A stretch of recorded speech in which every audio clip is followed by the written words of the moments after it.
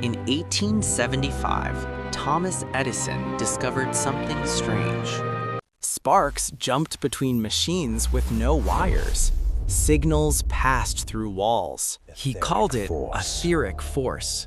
It could have connected the entire world. And then he walked away. This isn't the story of one inventor. Radio wasn't invented. It was discovered by accident, ignored, mocked, and nearly lost forever. Harness the storm! Yes! Faster!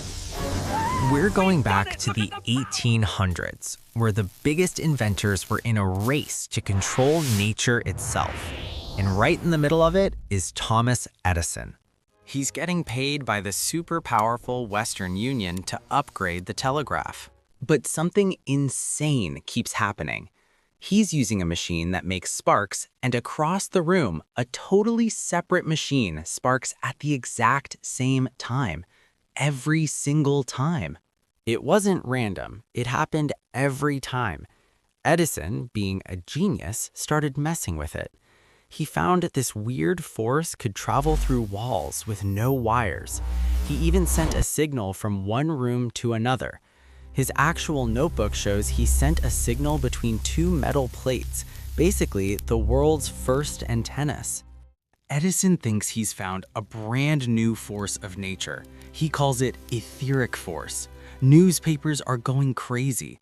But then the top scientists of the day literally laugh at him. They published articles saying, "Sorry, Tom, that's old news." And because he couldn't prove them wrong, he dropped it. Now, get this. Across the ocean, another genius, David Edward Hughes, is messing with his inventions. And the same thing happens. A spark here makes a click over there. So he does something crazy. He picks up the receiver and walks down the street. He can still hear it. A block away, 2 blocks away, 500 yards. He was wirelessly transmitting signals through London. Hughes is ecstatic. He takes his discovery to the smartest people in the world, the Royal Society of London. This is it. And they shut him down. They tell him it's nothing new, nothing important. Just like Edison, he's crushed. He doesn't think he was ignored. He thinks he failed. Edison and Hughes witnessed the impossible, but without understanding why, their discoveries stalled. A mystery isn't a revolution until someone connects the dots. The first dot wasn't an invention at all. It was an idea. In 1865, James Clerk Maxwell wrote a set of equations so powerful, they predicted a force no one had ever seen. Maxwell's equations predicted invisible waves capable of traveling through space at the speed of light. But for 2 decades, no one believed they were real. That skepticism is why Edison and Hughes were dismissed. Then, this guy, Heinrich Hertz, decided to find out if the waves were real. He built a transmitter that did just one thing. It made a spark. And across the room, a receiver that was nothing more than a loop of wire. He flipped the switch. A spark flew, and on the other side of the room, a second spark appeared, with no wires connecting them. Maxwell's crazy idea wasn't crazy at all. The invisible waves were real. Hertz systematically demonstrated that electromagnetic waves behaved exactly like light, reflecting, refracting, and traveling at the same velocity. Hertz's discovery changed everything. Scientists everywhere began experimenting with what they now called Hertzian waves. But here's the craziest part of the story. Hertz himself believed his discovery was completely useless. When asked what it could be used for, he answered, "It is of no use whatsoever." He had opened the door to the future and didn't even step through it. While scientists were still playing with Hertz's discovery, a young man in Italy saw something very different. His name was Guglielmo Marconi. Where everyone else saw science, Marconi saw money. He realized these waves weren't just a curiosity. They could carry information, and that meant one thing: a wireless telegraph.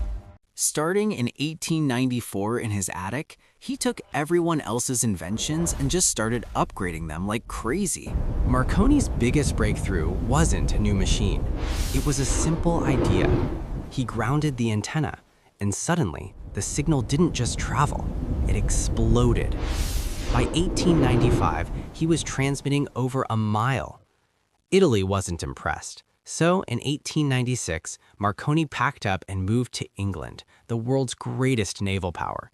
He knew exactly who would pay for wireless communication. He patented the technology. He built a company. Marconi wasn't just an inventor, he was a business legend.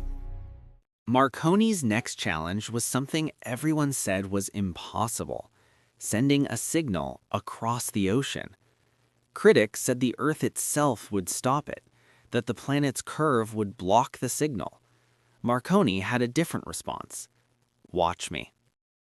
On December 12, 1901, in the middle of a massive storm, Marconi listened for a signal sent from over 2,000 miles away. Through the static, he heard it. 3 tiny clicks, the letter S in Morse code.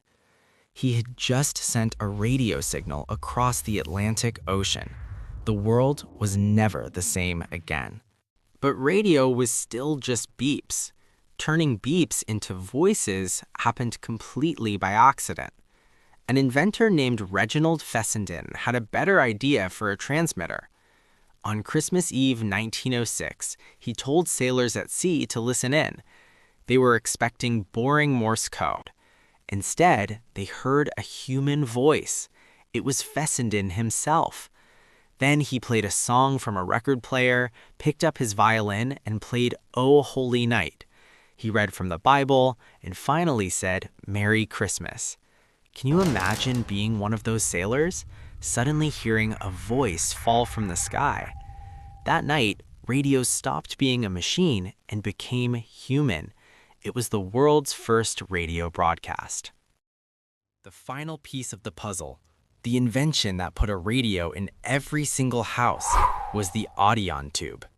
Invented in 1906 by Lee DeForest, this tiny glass tube did something revolutionary. It took a weak radio signal and made it massive.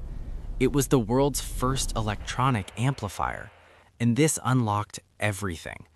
Radios no longer whispered into headphones. They spoke out loud. Music filled rooms. Voices crossed continents. News traveled faster than people ever had. By the 1920s, radio stations were everywhere. Living rooms gathered around glowing boxes. The world was connected, all at once. The golden age of radio had begun. So after all of that, who actually invented radio? Was it James Clerk Maxwell, the man whose equations predicted invisible waves no one believed in? Was it Heinrich Hertz, who proved those waves were real and thought they were completely useless? Was it Edison and David Hughes, who stumbled onto the effect by accident and were told they were wrong? Was it Guglielmo Marconi, the entrepreneur who turned an experiment into a global system? Or was it Reginald Fessenden and Lee DeForest, the men who gave radio a voice? The truth is, all of them did. Radio wasn't invented by one person. It was built, piece by piece, by people who didn't know each other, didn't agree with each other, and sometimes didn't even believe in what they'd found. That's how the modern world is made. Not by lone geniuses, but by ideas, passed forward until someone finally realizes what they're holding. If you enjoyed this story, consider subscribing to Origin Lens, where we uncover the hidden beginnings of the technologies shaping your world.